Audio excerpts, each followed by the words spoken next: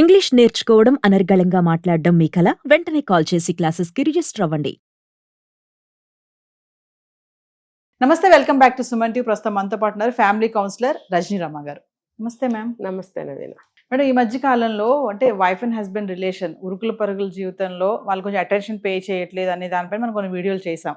అయితే ఏంటంటే ఇక్కడ పిల్లలు కొంతమంది ఏంటంటే ఎంతసేపు తల్లి పిల్లల పట్ల అటెన్షన్ చూపిస్తూ ఉంటుంది. ఇక్కడ హస్బెండ్ కూడా అబ్జర్వ్ చేస్తూ ఉంటారు.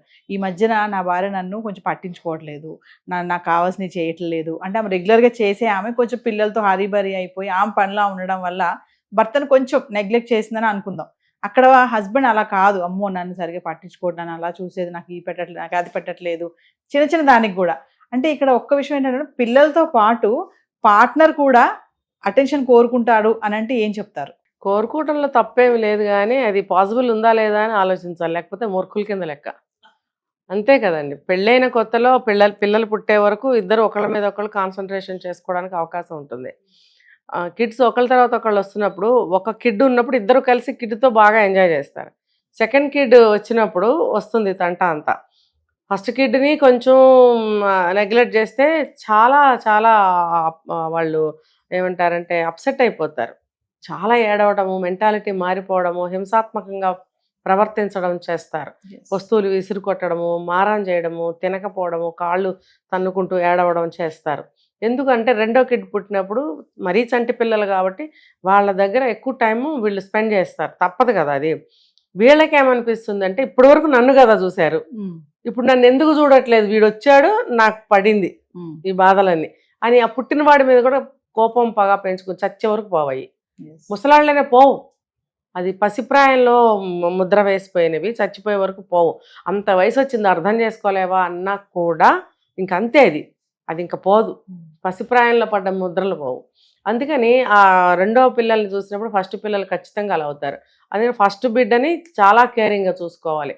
ఇద్దరిని ఒకటేసారి ఎత్తుకోవడము, లేకపోతే ఒకళ్ళని ఎత్తుకోవడము, ఇద్దరు మళ్ళీ కాసేపు అటు ఇటు పిల్లల్ని మార్చుకోవడం ఇలాంటివి చేయాలి. లేకపోతే ఫస్ట్ కిడ్ చాలా ప్రభావం పడుతుంది. అతని లైఫ్ మొత్తము కుంచుకుపోతూ ఉంటారు. వాళ్ళు అబ్జర్వ్ చేస్తారు కాబట్టి మానసికంగా కృంగిపోతారు. నన్ను తక్కువ చూస్తున్నారు, నాలో ఏదో లోపం ఉంది అని ఒక గిల్టీ ఫీలింగ్ లైఫ్ అంతా ఉంటుంది వాళ్ళకి. నేను స్వయంగా చూశాను చాలామందిని పిల్లల్ని.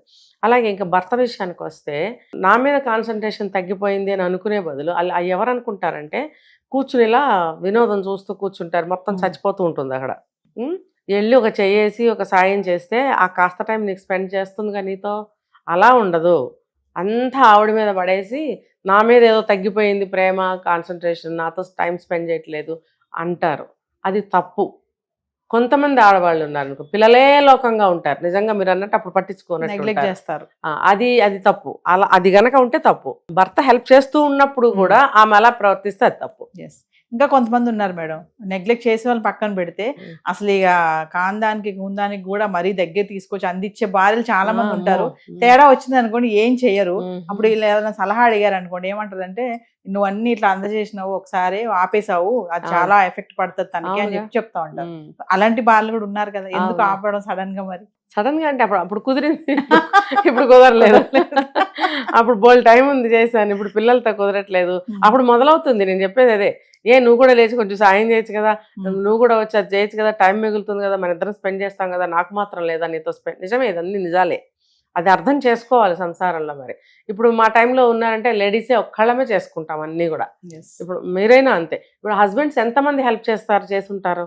ఇప్పుడు ఈ జనరేషన్లో ఈ జంజీ వాళ్ళ దగ్గర నుండి కొంచెం వాళ్ళు చేస్తున్నారు భార్యలకి. పిల్లల్ని పట్టుకోవడము, డైపర్లు మార్చడము, అప్పుడు ఉన్నాయా ఇవన్నీ? అన్నీ మనమే చేసుకునే వాళ్ళం కదా. మీరేమో కానీ నేనైతే A to Z నేనే చేసుకున్నాను.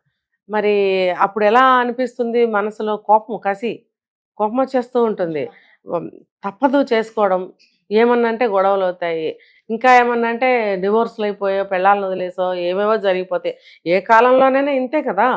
మరి అవన్నీ గుర్తుకొచ్చి అప్పట్లో లేడీస్ తల వంచుకుని ముందుకు వెళ్ళేవారు, పిల్లల్ని చూసుకుంటూ. అప్పుడు మగవాళ్ళు కూడా నా మీద కాన్సన్ట్రేట్ చేయలేదు అని అనేవారు కాదు. ఎందుకంటే వాళ్ళకి తెలిసేమో బహుశా ఇలా అంటే అలా అంటారు అని. ఎందుకు ఇంట్లో ఇటు స్పూన్ అటు పెట్టరు కదా, మొత్తం ఆవిడే చస్తూ ఉంటుంది కాబట్టి ఏమన్నా అంటే నోటి మీద వాళ్ళకి వాళ్ళే వాత పెట్టుకున్నట్టు అవుతుంది. అందుకని ఏం మాట్లాడేవారు కాదేమో మరి అప్పట్లో. అంటే మిగతా విషయాల్లో బాగానే నోరు లేపుతారు కానీ ఈ పర్టికులర్ మీరు అడిగిన పాయింట్ మీద మాట్లాడరు. ఎందుకంటే ఇంకా అదే. సో ఇప్పుడైతే ఏంటంటే అన్ని ఇద్దరు కలిసి చేసుకుంటున్నారు కాబట్టి ఇప్పుడు వాళ్ళకి ఆ సమస్య రాదు. కానీ అక్కడక్కడ ఉన్నారు కొంతమంది మూఢంగా పాతకాలం వాళ్ళ భావాలు పట్టించుకుని మైండ్కి వాళ్ళ అమ్మలు అమ్మమ్మలు నానమ్మలు నేర్పిని బుర్రలకి ఎక్కించుకుంటే కనుక ఇప్పుడు కూడా ఉన్నారు, అక్కడక్కడ ఉన్నారు. అది తప్పని చెప్తాను నేను. కొంతమంది భర్తలు అంటా ఉంటారు మేడం, మరి నువ్వు ఎందుకు అలవాటు చేసావు, నువ్వు అప్పుడు అది చేసావు కదా, ఇప్పుడు ఎందుకు చేయట్లేదు, నువ్వే చేయాలి, ఒకప్పుడు ఎందుకు చేసావు, మరి నాకు అలా అలవాటు అయిపోయింది, కుదరదు నాకు, నువ్వు ఏది ఉన్నా సరే నాకు చేయాల్సిందే అని కొంతమంది అనే భర్తలు ఇంకా ఉన్నారు. మరి అలాంటి వాళ్ళకి ఏం చెప్తారు? అది ముందు నుంచి కూడా ఓవర్గా ఏది చెయ్యకూడదు. ప్రేమగా ఉన్నాము, టైం ఉంది, చేశాను, ఇప్పుడు అంత టైం లేదు, పిల్లలు ఇద్దరు వచ్చారు, నాకు ఒకళ్ళ ప్లేస్లో ముగ్గురు అయ్యారు, ఒక్క మనిషిని నేను ముగ్గురికి చేయలేను కదా అని నెమ్మదిగా చెప్పాలి. అది ముందు నుంచి కూడా మైండ్ని ప్రిపేర్ చేస్తూ ఉండాలి లేడీస్ అనేవాళ్ళు. పిల్లలు పుడితే మనకి ఇవన్నీ సాగవు, ఇలాంటివి చక్కగా మాట్లాడుకుంటూ ఉంటే కూడా వాళ్ళ మైండ్ సిద్ధంగా ఉంటుంటుంది. లేదనుకోండి కొంతమంది చేయించుకోవడానికి అలవాటు పడతారు, కొంతమంది లైఫ్ టైం చేస్తారు. ఎందుకనంటే అన్నీ చేస్తూ ఉంటే మొగుళ్ళు నోరెత్తరు, కుక్కిన పేనుల్లా పడుంటారు. ఇది ఒక ట్రిక్. యా అమ్మో, నాకు ఇప్పుడిప్పుడు అర్థమవుతుంది ఇదంతా కూడా. ఎంత కష్టం వచ్చినా నష్టం వచ్చినా భర్తలకి మీరు అన్నట్టు ఎక్కడుంటే అక్కడ వెతుక్కుంటూ వెళ్ళి ఇస్తూ ఉంటారు. అఫ్కోర్స్ నేను కూడా అందులోకి వస్తాను, మరీ 100% కాదు, ఒక 80% వరకు నేను కూడా అదే కోవకు వస్తాను. ఏంటనంటే నేను పాపం ఎక్కడ వర్క్లో ఉన్నారు, పాపం ఏదో అనుకుంటూ నేను అలా అలవాటు పిల్లలకు కూడా. కానీ కొంతమంది పర్టికులర్గా ఆ పాయింట్ మీద వర్క్ చేస్తారు. దాని గురించి నేను చెప్తున్నా. అసలు వాళ్ళు అడగకుండానే అన్ని ఇచ్చేయడం, అడగకుండానే చేసేయడం, బాత్రూంలో ఉండే టవల్ అందించడం, అమ్మో లుంగి అందించడం, ప్యాంట్లు అందించడం, అది ప్రతి ఒక్కటి చేయటం వల్ల మంచి మార్కులు కొట్టేద్దామని. అయితే ఏమవుతుందంటే ఆ హస్బెండ్స్కి చాలా నష్టాలు జరుగుతాయి దీనివల్ల. ఇప్పుడు వాళ్ళు ఎవరైనా వచ్చారనుకోండి, ఆయన వెళ్ళి బాగున్నారా, భోజనం చేయండి, కూర్చోండి అని అడిగే ఛాన్స్ కూడా ఇవ్వకుండా వీళ్ళే అడిగేసి వీళ్ళే పెట్టేసి ఆయనకి నోరు లేపకుండా పడేసి ఉంచుతారు. అవి కూడా చూశాను నేను.